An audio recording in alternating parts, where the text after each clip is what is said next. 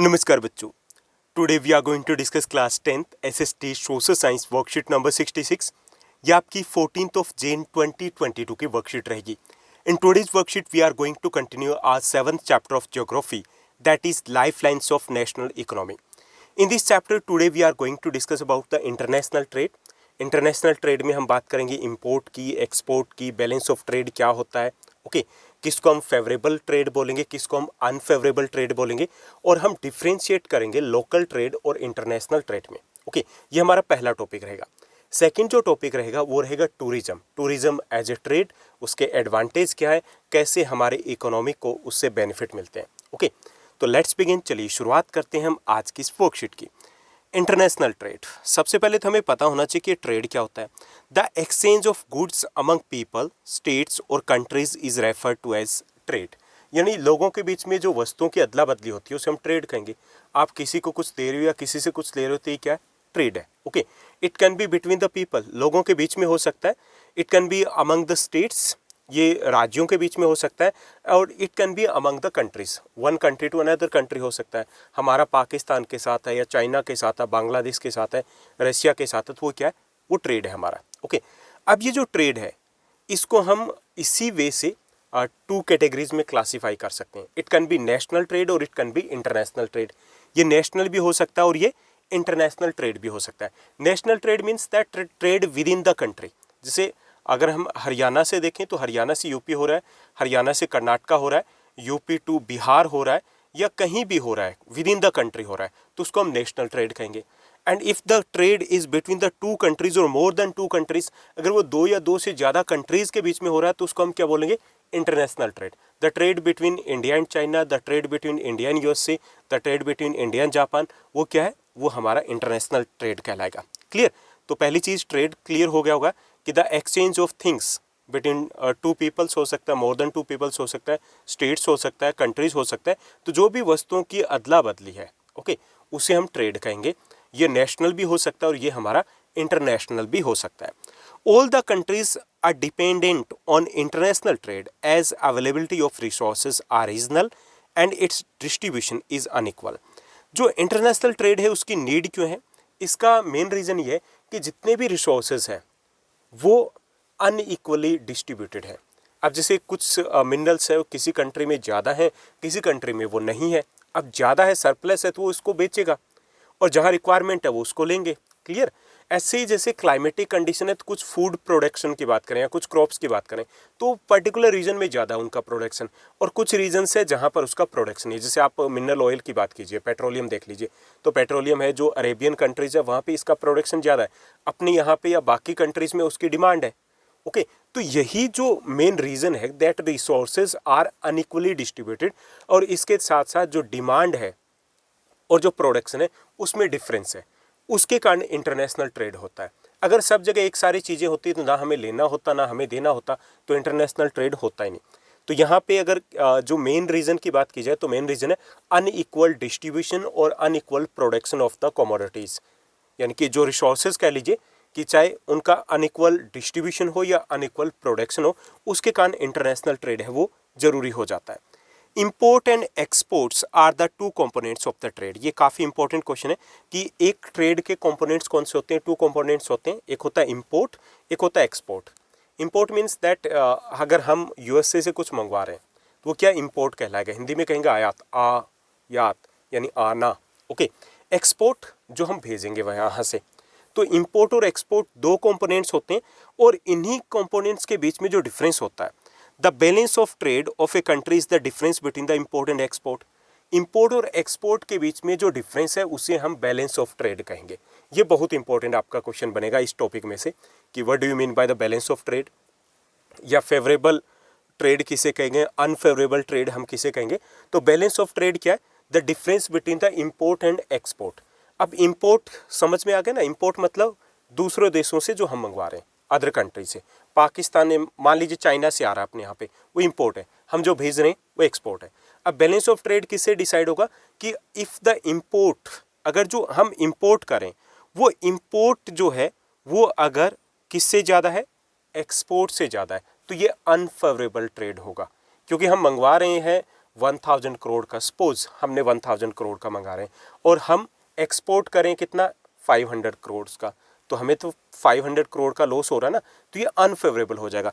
If the value of export exceeds the value of import, अगर export की जो value है वो इंपोर्ट से ज़्यादा है तो ये फेवरेबल हो जाएगा। ओके, यानी कि पहली चीज तो हमें समझना कि बैलेंस ऑफ ट्रेड क्या है। Balance of trade is the difference between import और एक्सपोर्ट के बीच में जो डिफरेंस आएगा वो क्या हो जाएगा, बैलेंस ऑफ ट्रेड कहलाएगा।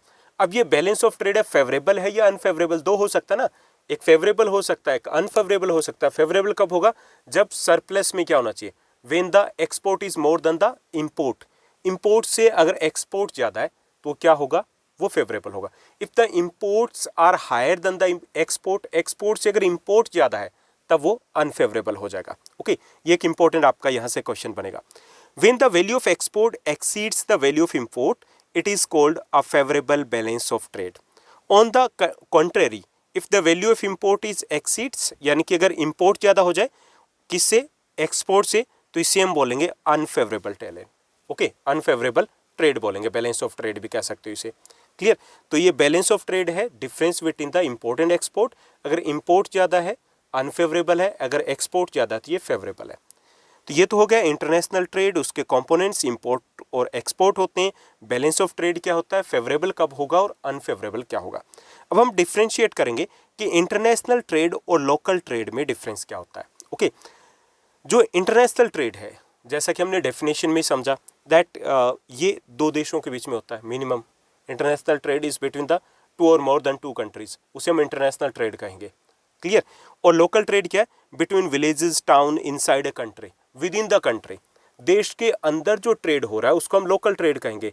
पंजाब टू हरियाणा हो सकता है, पंजाब टू राजस्थान हो सकता है, दिल्ली टू यूपी हो सकता है, ये एक मार्केट से दूसरी मार्केट में हो सकता है, या आपके रोहिणी से द्वारका हो सकता है, या आपके नॉर्थ ईस्ट से दिलशाद गार्डन से लेकर के आपके लक्ष्मी नगर हो सकता है, ये आपका लोकल ट्रेड है। Okay, so international trade means the trade between two और more than two countries. Local trade means the trade between one locality to the another locality, one state to another state, और trade within the country, एक देश के बीच में जो trade है वो हमारा लोकल ट्रेड है। ऑन लार्ज स्केल, सेकंड जो फीचर होता है ये लार्ज स्केल पे होता है, जबकि ये क्या होता है, ये स्मॉल स्केल पे होता है, थोड़ा बहुत सामान भी हो सकता है। जबकि इंटरनेशनल जो ट्रेड होगा वो एक ट्रीटी के तहत होता है, तो काफ़ी बड़े लेवल पर होता है, लार्ज स्केल पे होता है। एक्सचेंज ऑफ फॉरेन करेंसी, और ये होता है trade in the same currency. जो इंटरनेशनल ट्रेड है it exchange in the foreign currency में होगा, जबकि जो लोकल ट्रेड होगा वो सेम करेंसी में होगा। अब इंडियन करेंसी में होगा ना अपने यहाँ पे तो हम डॉलर में या फिर पाउंड में तो नहीं देंगे, इंडियन करेंसी में हम पे करेंगे, उसी में सेल परचेजिंग होगी। जबकि इंटरनेशनल ट्रेड है वो फॉरेन करेंसी में होगा। Fulfil the need of the whole country, और जो इंटरनेशनल ट्रेड होता है it depends on the situation requirement of the whole country, पूरे देश की रिक्वायरमेंट है, सिचुएशन है, प्रोडक्शन है, उसके ऊपर डिपेंड करता है कि कितना हमें एक्सपोर्ट करना है, कितना हमें इंपोर्ट करना है। जबकि it fulfil the needs of a specific region है, जहाँ पे स्पेसिफिक जो रीजन है, इलाका है, तो वहाँ के अकॉर्डिंग वो ट्रेड किया जाता है। लोकल ट्रेड की कहाँ पर किस चीज़ की कितनी डिमांड है उतनी वहाँ पर सप्लाई होती है। क्लियर, तो हालांकि इस टाइप का क्वेश्चन आ नहीं सकता, लेकिन फिर भी it can be asked for 3 marker और 1 मार्कर में आ भी जाए तो आप लिख सकते हो the trade between the two और more than two country is known as international trade, and the trade between two states, two localities और trade within the country is known as the local trade. Examples दे दोगे इतने में आपका ये question cover up हो जाएगा। तो ये तो बात हुई कि इंटरनेशनल ट्रेड क्या होता है, उसके दो कंपोनेंट्स कौन कौन से होते हैं, बैलेंस ऑफ ट्रेड किसे कहेंगे, और दोनों में डिफरेंस क्या होता है। अब यहाँ पे एक और टॉपिक दिया गया कि transport and communication are supplementary to each other. अब यहाँ पे देखिए कि बात हम ट्रेड की कर रहे थे, बात करने वाले हम टूरिज्म के बीच में आ गए वापस ट्रांसपोर्ट और कम्युनिकेशन। यानी ये जो ट्रांसपोर्ट है, कम्युनिकेशन है, ट्रेड है, टूरिज्म है, ये चारों ही आपस में जुड़े हैं। ट्रेड क्या पॉसिबल हो सकता है ट्रांसपोर्ट के बिना, ट्रांसपोर्ट क्या पॉसिबल हो सकता है कम्युनिकेशन के बिना, क्या कम्युनिकेशन से अकेले से बिजनेस हो सकता है, नहीं हो सकता ना, सारी चीज़ें उलझी हुई है। तो वही हमें बताना है यहाँ पर। Efficiency of transportation and communication converted the world into a global village, as we have discussed in the economics that globalisation क्या है। Globalisation means the now the whole world is like that of a global village. पूरा world है वो क्या है, पूरा एक गाँव की तरह हो गया। कहीं का प्रोडक्ट कहीं पे पहुँच जाता है, कैसे पहुँच जाता है, कम्युनिकेशन के थ्रू। कैसे पहुँच जाता है, ट्रांसपोर्ट सिस्टम के थ्रू। अगर ये ना हो तो पॉसिबल ही नहीं है। पिछली वर्कशीट में हमने डिस्कस किया था ना कि कम्युनिकेशन कितना ईजी हो गया कि पूरे वर्ल्ड में हम अपने बिजनेस को कंट्रोल कर पा रहे हैं। अदरवाइज क्या होता, पहले जैसे होता था कि लाला एक ही दुकान के ऊपर बैठे रहते थे, वही बिजनेस हो पाता था।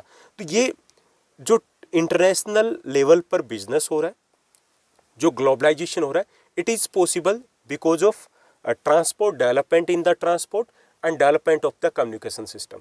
दोनों में ही डेवलपमेंट है, उसी के ऊपर ये डिपेंड है। Connection of local and foreign trade accelerated the development of the economy of the world. जो लोकल ट्रेड है, फॉरेन ट्रेड है, उसको कनेक्ट किया है। किसने कनेक्ट किया है? Both of the system. It connected the local trade with the international trade. Bhajanpura की मार्केट में अगर कोई प्रोडक्ट चाहिए, या फिर कहीं की भी मार्केट में जो लोकल मार्केट है, संडे बाजार है या सरोजनी नगर की मार्केट में प्रोडक्ट चाहिए, वो प्रोडक्ट भी यूएसए से ऑर्डर हो जाता है। या इंडिया में जो मेरठ में बनने वाला सामान है वो यूएसए में बिकता है, रशिया में बिकता है। कैसे? ट्रांसपोर्ट सिस्टम, कम्युनिकेशन सिस्टम दोनों कनेक्ट हो पाए ना। वहाँ से ऑर्डर होता है, वहीं पे डिलीवरी कैसे होती है, वो फिर ट्रांसपोर्ट सिस्टम से होती है। So first of all that these are very important for the globalisation के लिए important. It connected the whole of the world. And second thing, it connected the local trade with the international trade. दोनों को connect कर दिया। Lives of the people become more comfortable. Now we can control the trade from any corner of the world, at any corner of the world. कहाँ पर बैठे, किसी भी कोने से किसी दूसरे कोने में हम ट्रेड को कंट्रोल कर सकते हैं। हम सेल परचेज कर सकते हैं। करते हो ना आप, वेबसाइट के ऊपर जाते हो और वहीं से भी कुछ भी ऑर्डर कर देते हो, क्लिक करते हो। तो ये किससे हुआ? ये कम्युनिकेशन और ट्रांसपोर्ट सिस्टम दोनों जुड़े हैं। क्योंकि कम्युनिकेशन से हम कम्युनिकेट कर सकते हैं, ऑर्डर प्लेस कर सकते हैं, प्रोडक्ट देख सकते हैं। पहुंचेगा कैसे? डिलीवरी तो ट्रांसपोर्ट सिस्टम से होगी ना। तो यही चीज़ें हमें यहाँ थोड़ी सी बतानी कि कैसे ये इंपॉर्टेंट है कि इन्होंने लोकल और इंटरनेशनल मार्केट को जोड़ा है। Second, now the world has become a global village. Okay, these two made it possible, made the possible globalisation को इन्होंने पॉसिबल किया है। और तीसरी चीज़ कि now it is easy to control the trade को कंट्रोल करना ईजी हो गया है ट्रांसपोर्ट सिस्टम और कम्युनिकेशन सिस्टम के कारण। क्लियर? तो आप कई सारे पॉइंट्स भी इसमें लिख सकते हो, लेकिन हम यहाँ पर इतना ही डिस्कस करेंगे। तो ये तो बात हुई हमारी इंटरनेशनल ट्रेड की। और इंटरनेशनल ट्रेड में या ट्रेड में कम्युनिकेशन और ट्रांसपोर्ट सिस्टम का क्या रोल है। Now let's move to the next topic. Next हमारा टॉपिक रहेगा इस वर्कशीट का, that is the tourism. Tourism क्या है, कैसे? एक चीज़ मैं आपको बता दूं कि आपके जितने भी चैप्टर्स सेकंड टर्म में आ रहे हैं, अभी नेक्स्ट वीक के बाद एक एक करके आपके चैप्टर्स आने शुरू हो जाएंगे। And hopefully within the gen itself आपको मैं टोटल चैप्टर्स सोशल साइंस के सबसे पहले दूंगा। उसके बाद आपके इंग्लिश के और हिंदी के चैप्टर्स आ जाएंगे। क्लियर? सबसे पहले हम चैप्टर्स करेंगे और उसके बाद चैप्टर वाइज जो मोस्ट इंपॉर्टेंट क्वेश्चंस है विद सॉल्यूशन वो हम डिस्कस करेंगे। तो वो भी आपके लिए अवेलेबल रहेंगे, क्योंकि काफ़ी सारा स्टूडेंट्स के कमेंट्स आ रहे हैं, काफ़ी पॉजिटिव फीडबैक भी आ रहा है कि आप वर्कशीट के थ्रू कर पा रहे हो। तो इसमें वर्कशीट में कुछ चीज़ें हैं जो इतनी डीप नहीं दी होती, वो रह जाती है, तो हम चैप्टर के थ्रू कवर करेंगे। तो चलिए हम टूरिज्म की बात करते हैं। Tourism as a trade. Tourism समझते हो ना? टूरिज्म मतलब पर्यटन हो गया। ओके, अब जब हम टूरिज्म की बात करते हैं तो माइंड में एक ही चीज़ आती है। टूरिज्म मीन्स दैट जब हम किसी दूसरी जगह पे जाते हैं एंटरटेनमेंट के पर्पज़ से, ओके, रिलैक्स होने के लिए। लेकिन ऐसा नहीं है आजकल, इसकी डेफिनेशन चेंज हो गई। That if you are moving to any another place for whatsoever the reason, किसी भी पर्पज़ से अगर हम जा रहे हैं तो भी वो टूरिज्म में आएगा। अगर आप पढ़ने के लिए जा रहे हो, दैट इज़ एजुकेशनल टूरिज्म आ जाएगा। अगर कुछ लोग जैसे अपने इंडिया में आ रहे हैं, मेडिकल पर्पज़ से आ रहे हैं, क्योंकि यहाँ पे ट्रीटमेंट काफ़ी चीप है, सस्ता है, तो वो उसे मेडिकल टूरिज्म कह दिया। कुछ बिजनेस के पर्पज़ से यहाँ विजिट करते हैं, उसे उन्होंने बिजनेस टूरिज्म कह दिया। तो अब टूरिज्म है, मतलब कहीं पे भी जाइए वो टूरिज्म है। तो ये एक अच्छा खासा बड़ा बिजनेस है। तो हम यहाँ पे बात करेंगे, बिजनेस के चश्मे से देखेंगे कि कैसे ये इंपॉर्टेंट है। More than 15 million people are directly engaged in the tourism industry.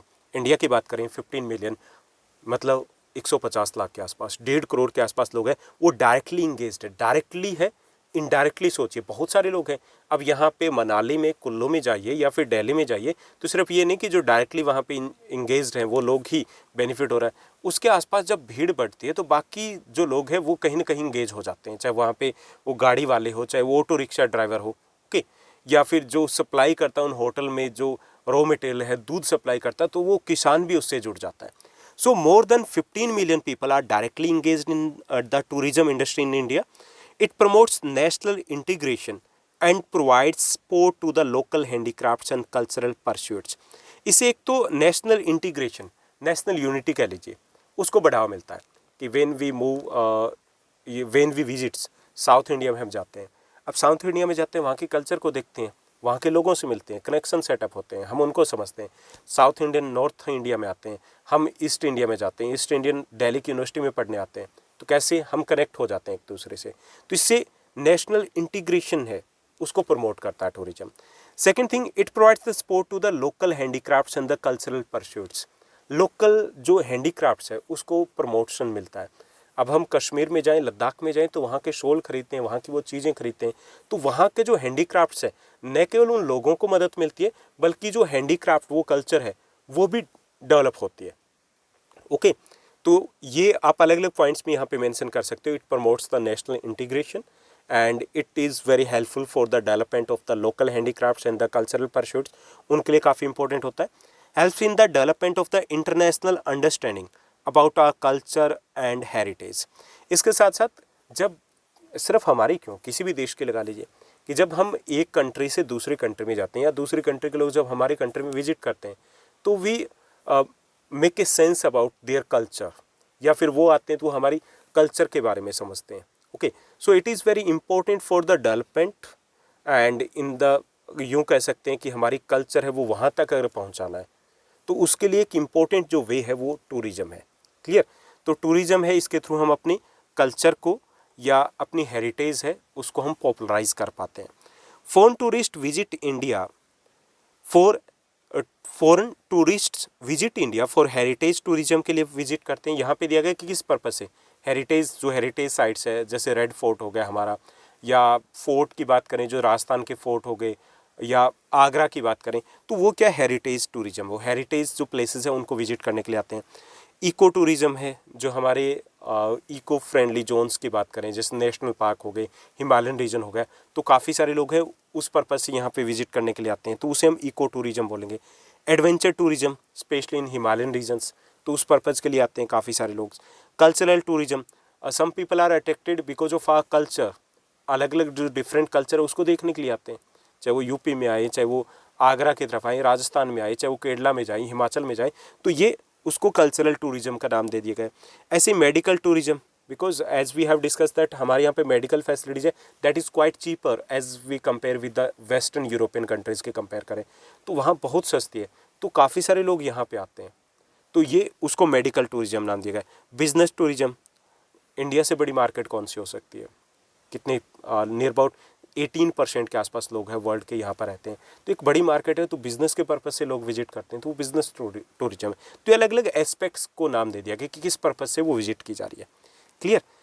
That it also increase the national income in foreign exchange. इसके साथ साथ एडवांटेज की अगर बात करें तो हम क्वेश्चन आंसर में भी इसकी बात करने वाले हैं कि इसके एडवांटेज बहुत सारे हैं। 15 million people are directly engaged in tourism industry.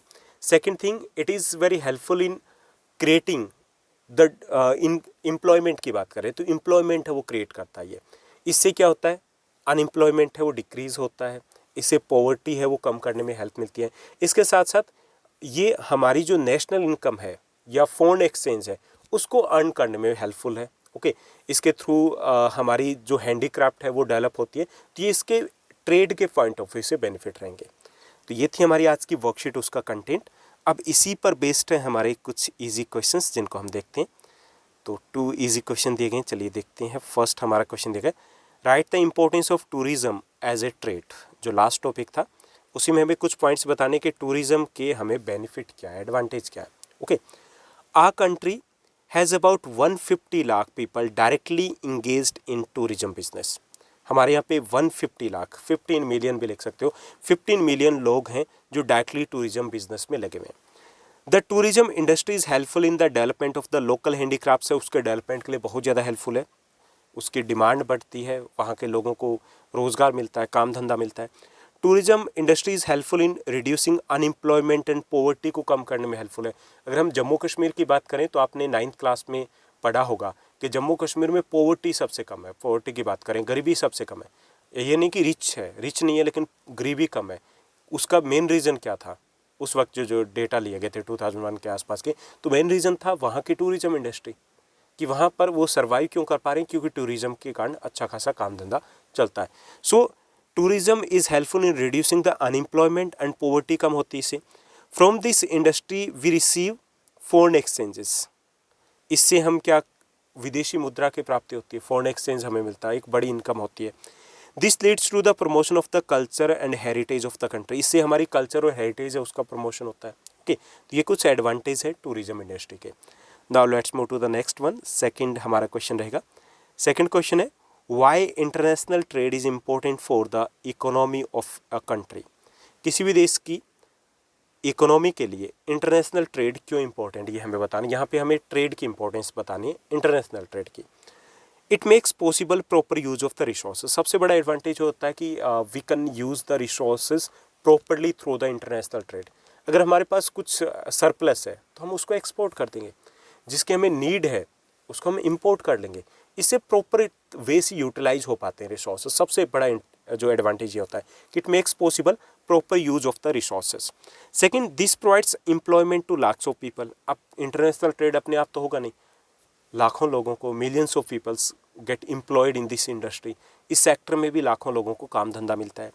This increases the income of the country, इससे कंट्री की इनकम बढ़ती है। ट्रेड करेंगे तो, बिजनेस करेंगे तो फ़ायदा भी होगा ना। This leads to the development of the agriculture and industries, इससे एग्रीकल्चर और इंडस्ट्रीज का डेवलपमेंट होता है। एग्रीकल्चर मीन्स अगर प्रोडक्शन हम करें, उसकी डिमांड होगी तो क्या होगा, हम और ज़्यादा प्रोडक्शन करेंगे, तभी तो होगा ना प्रोडक्शन। अगर हम डिमांड ना हो अपनी देश के लिए किया जाए तो उसकी डिमांड कम हो जाएगी, सरप्लस प्रोडक्शन हो जाएगा, फिर क्या होगा, वो डेवलपमेंट कहीं ना कहीं रुक जाएगा। Same with the industries, if we are producing surplus तो हम क्या करेंगे, we can export that one. If we don't have the raw material, हमारे पास कच्चा माल नहीं है, रॉ मटेरियल नहीं है, तो क्या करेंगे, we can import the raw material, then we can export, या अब अपनी रिक्वायरमेंट हम पूरी कर पाएंगे। So the development of the agriculture and industry entirely depends on the international trade के ऊपर डिपेंड करता है। This provides more choices to the consumer, consumer के पास चॉइसेस बहुत ज़्यादा हो जाती है। अब मार्केट में जाते हो, ये जो 100-150 टाइप के सेलफोन देखते हो, सारों का प्रोडक्शन यहीं थोड़ा होता है। कैसे पहुँचे ये मार्केट में, ये इंटरनेशनल ट्रेड के थ्रू पहुँचे। मार्केट में जाते हो, कुछ परचेज करते हो उसके लिए, गर्म कपड़े, इतने ब्रांड्स मिलते हैं आपको मॉल वगैरह में, कहाँ से आ रही है, इंटरनेशनल ट्रेड के थ्रू पहुँच रहे हैं ना, सारे इंडियन ब्रांड्स थोड़ी हैं। तो हमारे पास चॉइसेस बढ़ जाती है, कन्फ्यूज आ जाते हैं कि भाई क्या खरीदें क्या ना खरीदें। बहुत सारे एडवांटेज हम लिख सकते हैं, लेकिन आपके लिए 5 इनफ रहेंगे। तो ये थी हमारी आज की वर्कशीट।